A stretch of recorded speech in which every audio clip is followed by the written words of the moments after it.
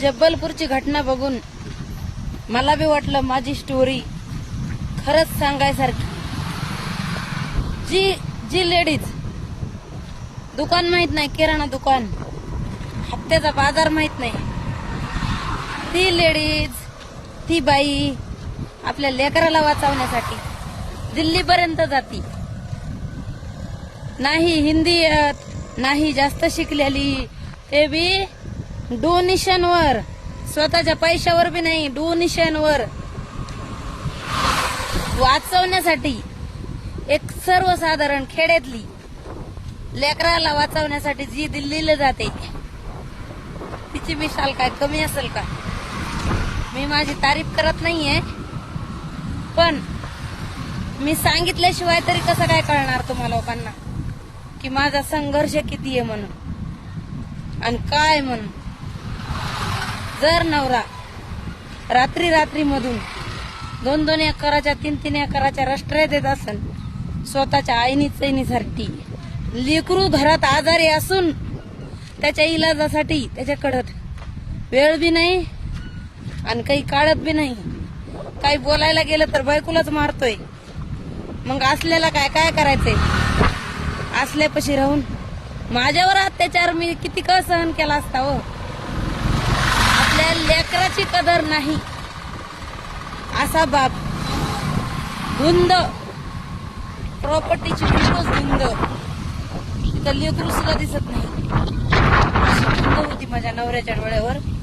मला सांगतात सर्वजण 2 लेकर होस तर झोपूस तर बरा वाटला का? मी चौरक राहायला तयार होते, त्याला जर माझ्या लेकरांची कदर नाही.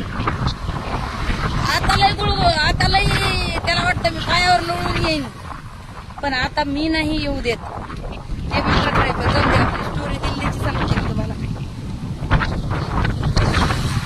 मी दिल्लीला कशी गेले तर जीवाच्या भेन आले ना बाई. बीड बस स्टँडला बसले गाडीमध्ये, एकच गाडी उभी होती तिथं, शिर्डीची गाडी उभी होती. माझ्यापेक्षा 150 का 250 रुपये होते पाकिटामध्ये. कुठं जायचंय तर म्हटलं ही गाडी कुठं जायची. शिर्डीला उतरले. 4-8 दिवस असं भिकारणी सारखं, पण असं त्याला झटके यायचे. आयागमनी जायचा, काळे निळे होट, काळे निळे दात, जीभ निळी, साई लावल्यासारखी. हार्टचा प्रॉब्लेम खूप सारा जास्त होता, त्याला वाढला होता लईच. एके दिवशी तर इतका आयागमनी झाला, सगळे म्हणले गेलं. तर म्हटलं दवाखान्यात जावा, म्हणे डॉक्टरला चेक करून कुठतरी त्याचं हे करायसाठी डॉक्टरकडे नेलं. डॉक्टरने पाणी मारू त्याला शुद्धीवर आणलं. तर त्याचे लय टेस्ट केले, कागदपत्र केले, डोनेशन भेटन म्हटले, पण तुम्हाला दिल्लीला यावं लागेल म्हटले. तुमचं पोरग ऑपरेशन होऊन नीट होऊ शकतंय. मला आशाची किरण तिथं भेटली. ज्या बाईला खेड्यातून असं तालुक्याच्या ठिकाणी सुद्धा सुधरत नाही, ती आपल्या लेकराला वाचवण्यासाठी दिल्लीपर्यंत जाते. तिची मिसाल काय कमी असेल का? फक्त जवळच्या जवळ त्यांनाच माहिती की मी माझ्या पोरासाठी किती संघर्ष केलाय आणि अजून बी करतेच आहे. त्यांच्यासाठी सकाळच्या 5:30 वाजल्यापासून मी बाहेर पडलेली असते कामाला. अजून बी त्यांचे शिक्षण, त्यांचे लाड पुरविणं सगळं माझ्याच हातात. आई होणं सोपं असतंय हो, पण आई बिन बाप बी दोन्ही एकानेच होणं लय अवघड असतंय. आणि ते मी करते. ते जबलपूरची घटना बघून असं अंगावर थरारा येतोय. आईसारखा संघर्ष कुणीच करू शकत नाही. समजलं का? माझ्या लेकरासाठी मी एवढा संघर्ष केलाय. आता मला सुद्धा वाटत आहे मी माझ्या लेकरासाठी दिल्लीपर्यंत गेले, दिल्लीपर्यंत. बघा मग, कधी तर पूर्ण गल्ली माहित नाही, ते दिल्लीपर्यंत जात आहे म्हटल्यावर.